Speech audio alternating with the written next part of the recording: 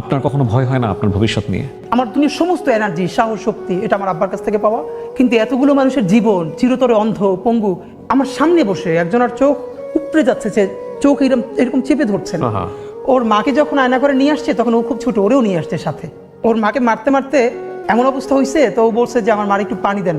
এরপরে এমন লাথি মারছে, ওর মা ওর সামনে বাথরুম করে ফেলছে। একটা মেয়ে বলতেছে যে তাকে আয়না ঘরে নেওয়ার পর তার পিরিয়ড হয়ে গেছে মায়ের চোটে, তারপরে বলছে আমাকে পেট দেন। হো হো করে হাসতেছে।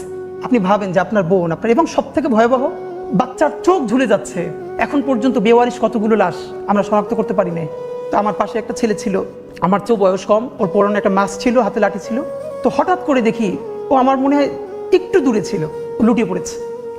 ওর পুরো মুখে মাস্কটা, হাতটা দুভাবে এবার ছড়ানো, রাস্তার মাঝখানে গল গল করে রক্ত ড্রেনের দিকে চলে যাচ্ছে। এবং এটা গুলিটা নিচ থেকে আসে না, হয়তো কোনো ছাদ থেকে বা স্নাইপার শুট, কারণ নিচ থেকে আসলে তো আমাদের গায়ে লাগতো। তো তখন আমার মনে আছে যে আমি আসলে কি করব। মানুষ আছে না কিছুক্ষণের জন্য কোনো সিদ্ধান্ত নিতে পারে না যে আমি ওর কাছে যাব নাকি আমি পিছনে ফিরবো। আমি একদম স্থির হয়ে দাঁড়াইছিলাম। তখন আমার কারা যারা আরো সাথে ছিল টেনে পরে দূরে নিয়ে গেছে। ওইটার পরে আমার সিদ্ধান্ত চূড়ান্ত হয়েছে যে ও তো আমার একটু পাশে ছিল, ওই গুলিটা তো আমার মাথায় আসতে পারতো।